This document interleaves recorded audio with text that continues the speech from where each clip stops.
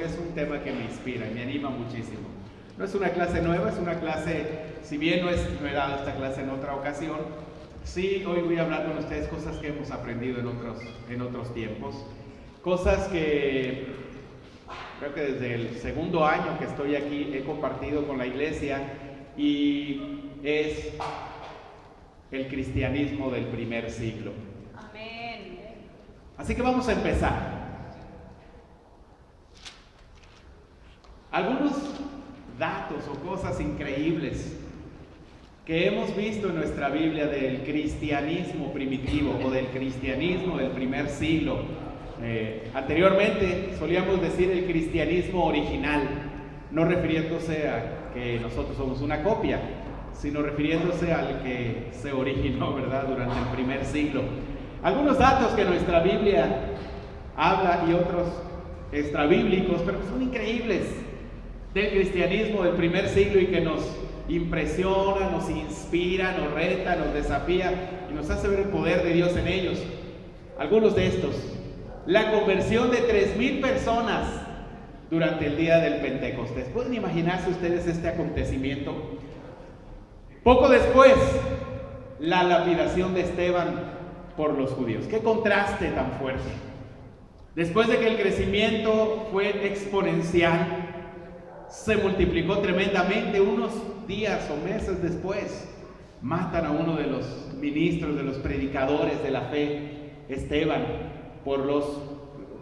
lo asesinan los judíos o lo ejecutan. Se inicia una gran persecución por los judíos después de la muerte de Esteban, pero el cristianismo se extiende a Antioquía, donde por primera vez se les llama cristianos a los discípulos de Jesús, es decir, sale de Jerusalén y llega a Antioquía, donde se forma una iglesia pilar, una gran iglesia. En Hechos 10 nos narra la universalidad del cristianismo, en esa ocasión cuando Pedro comparte su fe a los no judíos, es decir, a gentiles, y ellos se convierten a Cristo. Entonces, a partir de ese acontecimiento, el mensaje empieza a extenderse a todo el mundo. Pero después se ejecutan a Santiago. Santiago, ¿recuerdan ustedes? Santiago el mayor, hijo de Zebedeo, hermano de Juan, también llamado Boanerge. Fue ejecutado por Herodes, y un poco más adelante la expansión del evangelio por Pablo a Grecia, Asia Menor, Roma y España. Son los alcances del ministerio de Pablo. Pedro se cree que fue a Roma también y extendió ahí el mensaje. Juan se fue a Asia Mayor, Santiago el Menor, que aún vivía, a España, Tomás a la India y Marcos a Alejandría. Entonces el cristianismo en una sola generación empieza a extenderse por todo el mundo conocido de ese entonces. Cosa verdaderamente impresionante. Mejor ayúdame, Vicky, por favor, porque mira, no quiero. ¿Qué sucede poco tiempo después? Dice ahí: la unidad del mundo grecolatino conseguida por Roma había creado un amplísimo espacio geográfico dominado por una misma autoridad suprema donde reinaba la paz y el orden, aparentemente. La tranquilidad existente hasta bien entrado el siglo III y la facilidad de comunicaciones entre diversas tierras del imperio favorecían la circulación de las ideas. Cabe afirmar que las calzadas romanas, muy seguras por el imperio romano, eso es lo que favoreció, y las rutas del mar latino fueron cauces para la buena nueva evangélica a todo lo ancho de la cuenca del Mediterráneo. Gracias al imperio romano, el cristianismo pudo extenderse, porque gracias a estas seguridades que daba el imperio romano, a la Pax Romana llamada también, el evangelio pudo ser propagado más fácil. Ahora, lo vemos muy fácil, ¿no? Fue propagado más fácil, pero esas libertades de nada servirían si no hubiera personas que comparten su fe. ¿Qué hacía que los cristianos del primer siglo, donde quieran que fueran, compartían su fe? La afinidad lingüística, sobre la base del griego primero y del griego y el latín después, facilitaba la comunicación y el entendimiento entre los hombres. El clima espiritual dominado por la crisis del paganismo ancestral y la extensión de un anhelo de genuina religiosidad entre las gentes espirituales selectas predisponía también a dar acogida al Evangelio. Todos estos factores favorecían sin duda la extensión del cristianismo. Cada vez el cristianismo se extendía más, porque la gente se sabía necesitada de una moralidad superior a lo que las religiones tan mundanas o paganas les ofrecían. Yo no creo que sea muy diferente de lo que es ahora. Tal vez la diferencia radica en el deseo y las ganas que tenían de evangelizar. Pero el imperio, por su parte, era religiosamente liberal y toleraba con facilidad nuevos cultos y divinidades extranjeras. El choque y la ruptura llegaron porque Roma pretendió exigir a sus súbditos cristianos algo que ellos no podían dar: el homenaje religioso de la adoración que solo a Dios les era lícito rendir. El Imperio Romano empezó a exigir a todos esos cristianos convertidos en todo el mundo antiguo rendir homenaje y adoración al emperador. Ellos no lo pudieron hacer, los cristianos. De ahí la acusación de ateísmo, lanzada tantas veces contra los cristianos.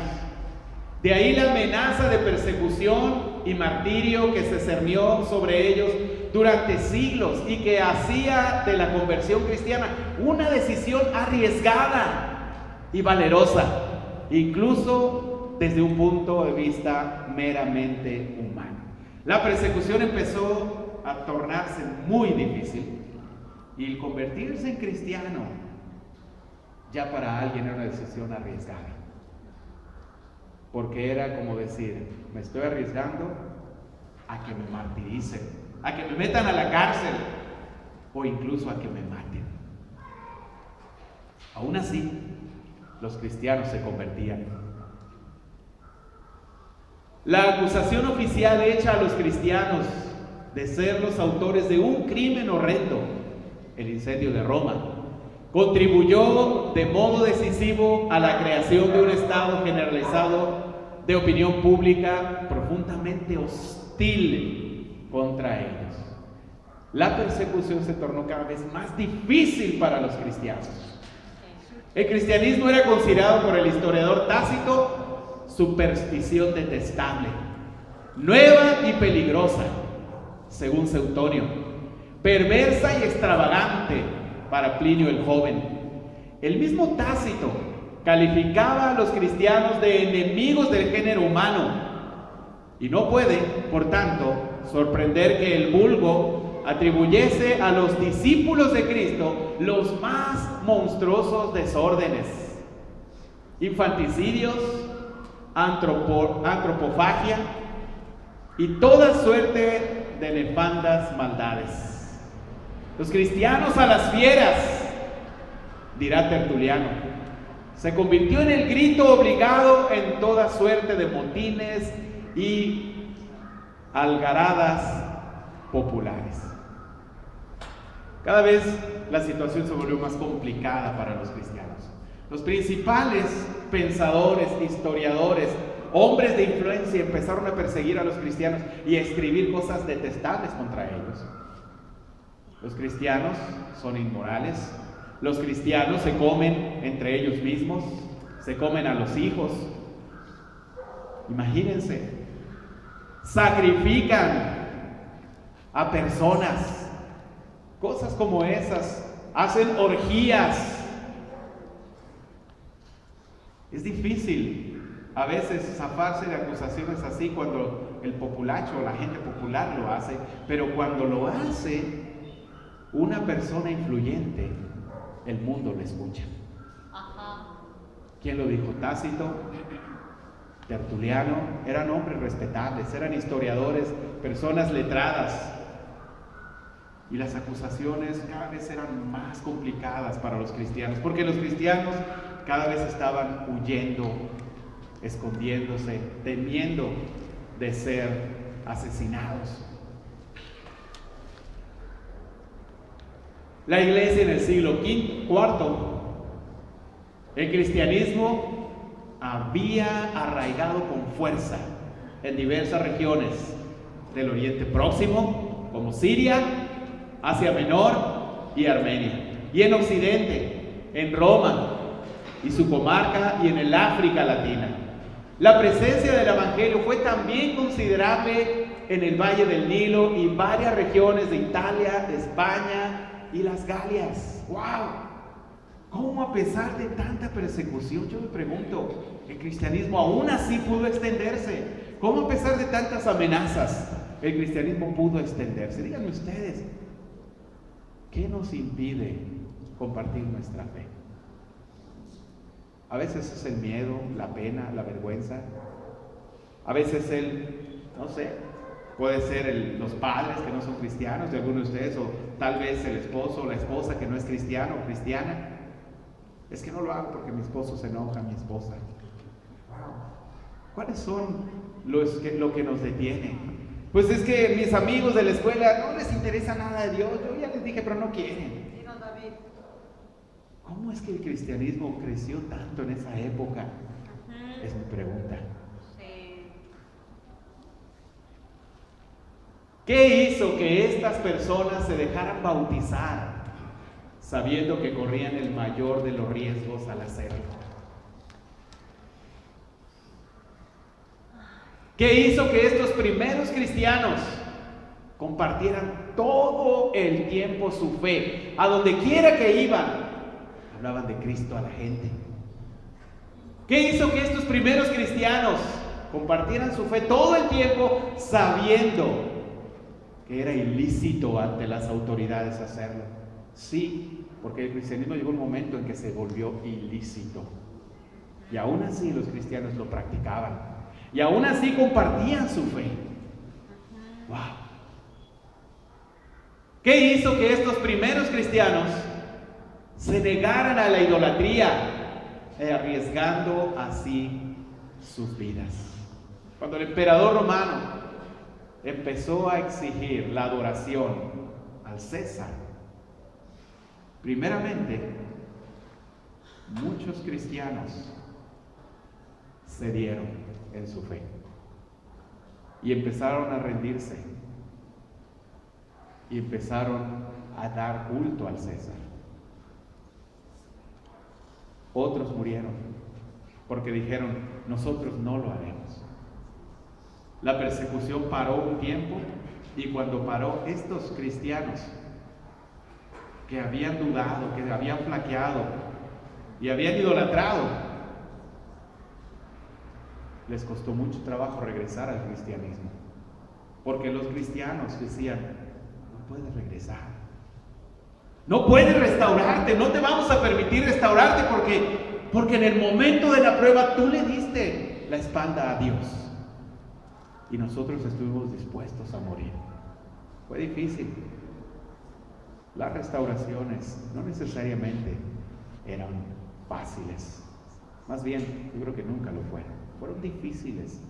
Restaurarse a alguien fue una cosa complicada, pero después volvió la persecución, dice la historia, y fue increíble, porque este acontecimiento fortaleció la fe de los cristianos. Y cuando volvió a venir una prueba similar, la historia dice que fueron muchos los cristianos. Lamentablemente, por un lado, perdieron la vida, fueron torturados y ejecutados.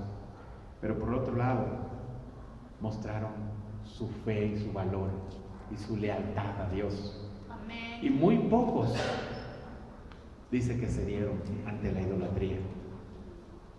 ¿Qué hizo que estos primeros cristianos estuvieran dispuestos a morir antes que negar su fe? ¿Qué hizo que estos primeros cristianos, así lo dice la historia, alabaran a Dios, cantaran cantos de alabanza a Dios justo antes de morir torturados. ¿Qué hizo?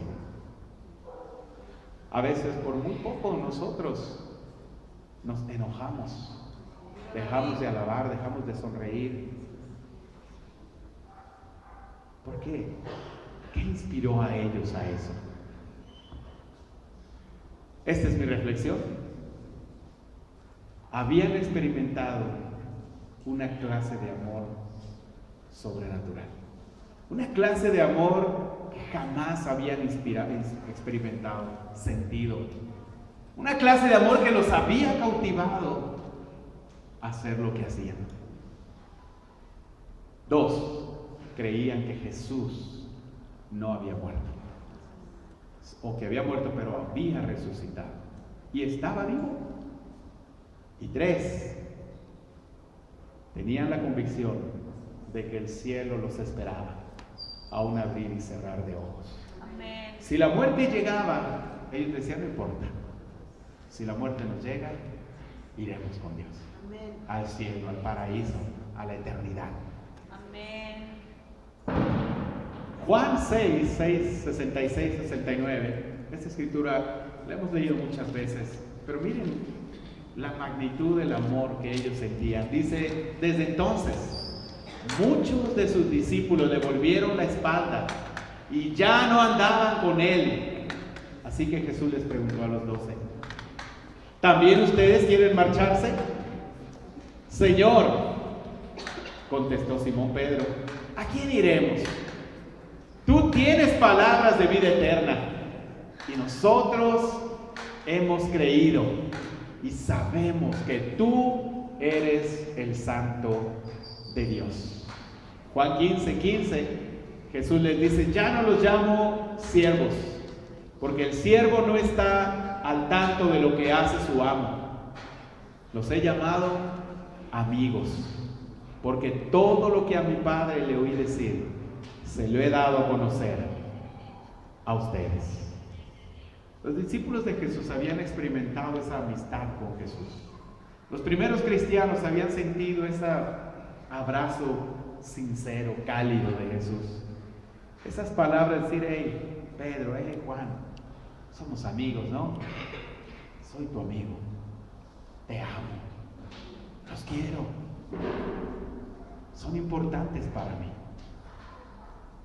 Así que cuando muchos abandonaban a Jesús, ellos decían: ¿a quién podemos ir? Contigo estamos a gusto, Jesús. Contigo estamos felices. Tú nos das todo, tenemos todo contigo, Jesús.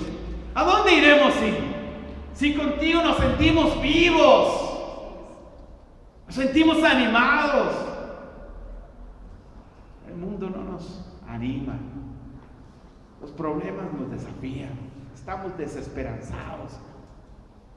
Pero contigo volvemos a ver la luz. Amén. Jesús. Dijo David. Hechos 20:24 dice Pablo: para mí, sin embargo, mi propia vida no cuenta, con tal de que yo pueda correr con gozo hasta el fin de la carrera y cumplir el encargo que el Señor Jesús me dio de anunciar la buena noticia del amor de Dios. Fíjense, ¿qué le inspiraba a Pablo? Podríamos decir nosotros: bueno, pero los discípulos estaban ahí con Jesús. ¿Y Pablo? Pablo tuvo un encuentro muy cortito con Jesús, en donde oyó su voz, pero ni lo vio. Pero mire lo que decía Pablo: no, para mí mi vida ni cuenta. Amén. Problemas, pues sí, está bien. Tengo hambre, pues sí, tengo hambre. Pues llegamos a tener hambre, pero eso no importa. Perdí esto, perdí aquello. No importa. Lo único importante para mí es tener la oportunidad de anunciar ese mensaje, la buena nueva del amor de Dios. Amén. Romanos 8:35, él mismo dice: ¿quién nos apartará del amor de Cristo? ¿La tribulación o la angustia, la persecución o el hambre, la indigencia, el peligro o la violencia? Muchas de estas cosas sí han apartado a algunos. ¿Por qué? Porque en realidad no han sentido el amor de Cristo. Cuando alguien siente el amor verdadero de Cristo, dice, esto no me puedo apartar. Así está escrito, por tu causa, siempre nos llevan a la muerte. Nos tratan como ovejas para el matadero. O sea, él mismo puede sentir identificado. Sí, eso va a pasar. Sin embargo, en todo esto somos más que vencedores por medio de aquel que nos amó. ¿Ven cómo siente el amor? Pues estoy convencido de que ni la muerte ni la vida, ni los ángeles ni los demonios, ni lo presente ni lo porvenir, ni los poderes, ni lo alto ni lo profundo, ni cosa alguna en toda la creación. ¡Wow! ¡Qué convicción! Ni cosa alguna en toda la creación, ni la pobreza, ni las críticas, ni las enemistades, ni los problemas, ni los rechazos, ni las malas caras, ni la indiferencia de otros, nada, ni las carencias, nada podrá apartarnos del amor que Dios nos ha manifestado en Cristo Jesús, nuestro Señor. ¿Ven ustedes, queridos hermanos, por qué ellos hacían lo que hacían?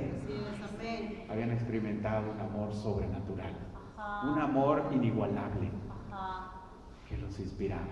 Amén. ¿Cómo te sientes tú, Dorian, con Nitze? Me imagino que muy animado, ¿verdad? Te veo ahí muy contento, porque estás enamorado de Nitze.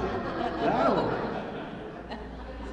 Pero como Dorian estaba enamorado de Nitze, él es feliz y hace cosas por ella y no le cuesta trabajo y cada vez que la ve suspira y esas cosas. Porque la ama. El amor de Cristo, Dorian, es mayor que el amor de Nitze. Nitze es mayor que el amor de Dorian. Heriberto es mayor que de tu esposa. Y cada uno de nosotros, el amor de Cristo, cuando lo experimentamos, es capaz de llevarnos a las nubes. Amén. Hacernos volar. Amén. Amén. Creían también que Jesús estaba vivo. En Lucas 24-28 nos narra este pasaje increíble después de la resurrección de Jesús. Al acercarse al pueblo, es este encuentro que tuvo Jesús con dos de sus seguidores camino a Emaús. Al acercarse al pueblo donde se dirigían, Jesús hizo como que iba más lejos. Pero ellos insistieron, quédate con nosotros, que está atardeciendo, ya es casi de noche. Así que entró para quedarse con ellos. Luego, estando con ellos a la mesa, tomó el pan, lo bendijo, lo partió y se lo dio. Entonces se les abrieron los ojos y lo reconocieron, pero él desapareció. Se decían el uno al otro, ¿no ardía nuestro corazón mientras conversaba con nosotros en el camino y nos explicaba las Escrituras? Al instante se pusieron en camino y regresaron a Jerusalén. Allí encontraron a los 11 y a los que estaban reunidos con ellos. ¡Es cierto!, decían, el Señor ha resucitado y se le ha aparecido a Simón. ¡Wow! Es un pasaje increíble. Iban de camino a Emaús y casi se hicieron un día de camino. Iban cabizbajos, iban tristes, porque había muerto Jesús, su maestro, su Salvador, su esperanza. Y llegan a Emaús ya casi de noche y le dicen a Jesús, quédate con nosotros, ya es muy noche, Jesús. Ok, Jesús se queda, cena con ellos y la forma como Jesús ora por el alimento les hace reaccionar a ellos y entonces reconocen que era Jesús. Me encanta esta frase en la versión de Dios habla hoy, dice, ¿no ardía nuestro corazón en el pecho mientras nos hablaba? No nos ardía, no sentíamos alguna emoción. sentíamos una conexión, sentíamos algo. Se sentían motivados, inspirados también por el amor, ¿verdad? Amén. Pero después cuando se enteraron, bueno, Jesús está vivo. Dice que en ese mismo rato ¡pum!, se regresan a Jerusalén y llegan. Todo un día para llegar a Emaús y unas cuantas horas para regresarse. ¿Por qué? ¿Qué nos motivó esa trayectoria tan rápida de regreso y llegar con los apóstoles y decirles, ¿qué creen? ¡Jesús está vivo! Pues eso. El que estaban convencidos de que Jesús no estaba muerto. Jesús vivía. Amén. 1 Corintios 15 al 19 dice, aún más, resultaríamos falsos testigos de Dios por haber testificado que Dios resucitó a Cristo, lo cual no habría sucedido si en verdad los muertos no resucitan. Porque si los muertos no resucitan, tampoco Cristo ha resucitado. Y si Cristo no ha resucitado, la fe de ustedes es ilusoria y todavía están en sus pecados. En este caso, también están perdidos los que murieron en Cristo. Habían sido ya muchos. Si la esperanza que tenemos en Cristo fuera solo para esta vida, seríamos los más desdichados de todos los mortales. El argumento de Pablo aquí era, es absurdo que digan que Jesús está muerto. Claro que Jesús resucitó, claro que Jesús vive. Y no solo eso, la muerte ya no tendrá más poder sobre nosotros.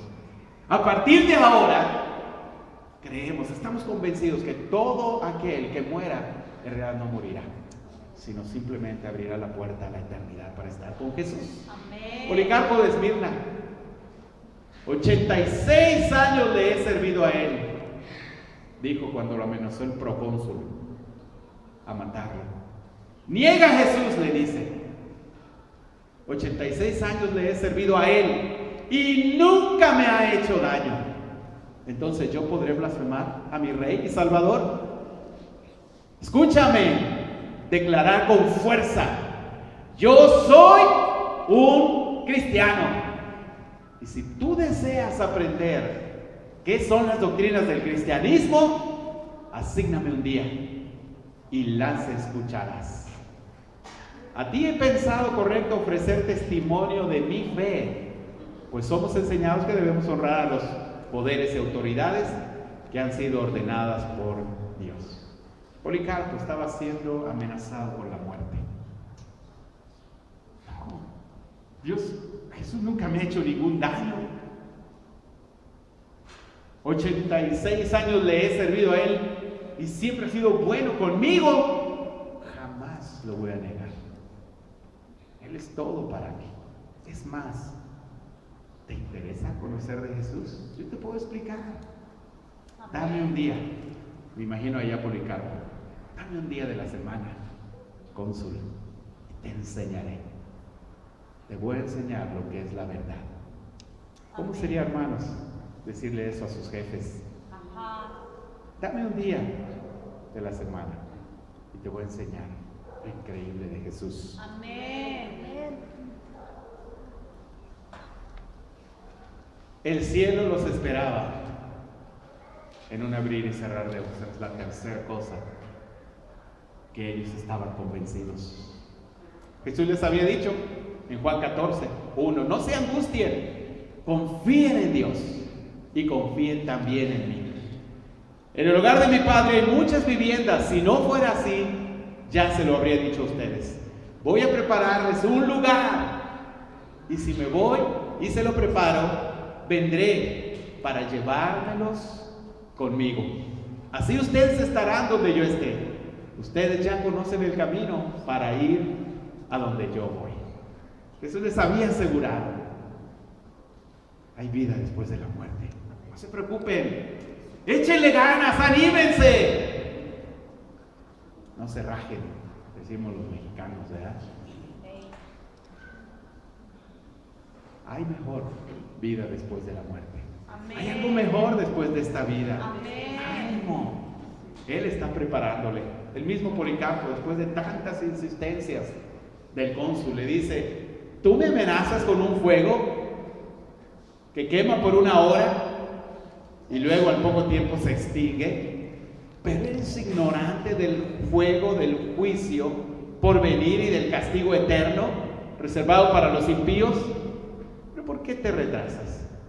Trae lo que desees. Estrena en mí tu nuevo tortura. Sí, no le tengo miedo a la muerte, no le tengo miedo al fuego, decía Policarpo. ¿Por qué? Porque sé que va a venir algo después.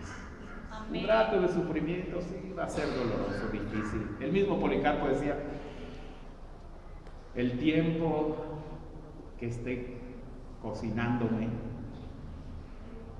dice, ese tiempo diré, Dios, gracias, porque me está haciendo un poco partícipe de los sufrimientos de Cristo. Pero pasará y después vendrá la gloria. Amén. Esta fue la oración. Bueno, después de esta está la oración de Policarpo junto antes de morir. Perdóneme, no es Juan.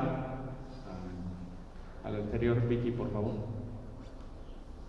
Aquí es Hechos, capítulo 7, si no me equivoco, verso 54. Dice, al oír esto, rechinando los dientes, montaron en cólera contra él. Pero Esteban, lleno del Espíritu Santo, fijó la mirada en el cielo y vio la gloria de Dios y a Jesús de pie a la derecha de Dios. Fíjense qué es lo que hizo Esteban en el momento de la prueba, cosa que bien nos ayudaría a nosotros a hacer. En el momento de la prueba, no agaches la mirada. Alza tu mirada como Esteban, al cielo. Amén. Y entonces verás su gloria. Amén. Veo el cielo abierto, exclamó, y al Hijo del Hombre de pie a la derecha de Dios. Esto que les dio mucho coraje a los judíos. Entonces ellos, gritando a voz en cuello, se taparon los oídos y todos a una se abalanzaron sobre él. Lo sacaron a empeñones fuera de la ciudad y comenzaron a apedrearlo. Los acusadores le encargaron sus mantos a un joven llamado Saulo. Mientras lo apedreaban, Esteban oraba. Señor Jesús, decía, recibe mi espíritu. Amén. Vaya forma de morir, tan magnánime, tan increíble, tan majestuosa, diría yo. Uno puede ser muerto porque lo atropella un carro, ¿no? Pues no puedes evitarlo. Pero no te gustaría morir de una forma digna. A veces tengo temor. He escuchado historias de hermanos que al salir de sus reuniones en la noche han sido asaltados. Una hermana en Centroamérica, al salir de la reunión de la iglesia, fue violada y después la asesinaron. Yo no sé si soportaría algo así con alguno de mis hermanos en la iglesia. Pero la pregunta es, no sé si yo lo soportaría, pero ¿lo soportarías tú? No lo sabemos. No sabremos cómo moriremos o quién nos matará. Pues podemos ser víctimas de alguien o podemos ser víctimas de alguna enfermedad. Lo importante es morir con dignidad, con fe, con valor, respetando a Jesús. Amén. Diciendo, no te preocupes por mí, yo voy al cielo, tengo esa esperanza. Amén. Tú échale ganas a tu vida. Amén. Comparte tu fe, no pierdas el tiempo en cosas que no valen la pena. Lleva unos más a Cristo. Amén. Increíble. Esta es la oración ahora sí de Policarpo justo antes de morir. Oh Dios Todopoderoso, Padre de tu amado y bendito Hijo Jesucristo, por quien hemos recibido tu conocimiento, el Dios de ángeles y poderes, y de toda criatura, y de toda la raza de justos que viven ante ti. Yo te doy gracias de que me has contado apto para este día y esta hora, de que pueda tener parte en tu número de mártires, en la copa de Cristo, de tu Cristo, para resurrección a la vida eterna, tanto del alma y cuerpo, a través de la incorrupción impartida por el Espíritu Santo, entre los cuales yo seré aceptado en este día ante ti, como un sacrificio gordo y aceptable, de acuerdo a ti, el siempre verdadero Dios, que ha ordenado, revelado de antemano, y que ha cumplido. Por tanto, también te alabo por todas las cosas, te bendigo, te glorifico igual que a Jesucristo, tu amado Hijo, con quien tú y el Espíritu Santo tienen gloria tanto ahora como en todas las eras. Amén. Amén. Escribir algo así, dirías tú, bueno, necesito inspiración para escribir algo así, necesito un gran tiempo con Dios sin interrupciones, donde esté en la montaña, donde esté en algún lugar, donde pueda tener música, y entonces hago una oración como la de Policarpo. ¿Saben cuándo hizo esta oración Policarpo? La hizo justo antes de que la hoguera se encienda y lo quemara. ¡Wow! Increíble. Amén. ¿Estarías listo para alabar a Dios? Ahora estamos en bonanza, hermanos. Ajá. Hagámoslo y preparémonos por si nos llegamos a encontrar en una situación así, todavía tengamos la cordura, la sensibilidad espiritual de decirle a Dios gracias, porque aún este tiempo es para tu gloria y está bien, lo acepto. Wow. La expansión del cristianismo, la fidelidad, la alegría por compartir la fe y la devoción a Dios dependió en el primer siglo y sigue dependiendo hoy de experimentar esa clase de amor sobrenatural, de creer que Jesús aún está vivo y de estar convencidos de que la muerte solo nos lleva al lado de Jesús y a la vida eterna. Muchas gracias. Dios les bendiga. Amén.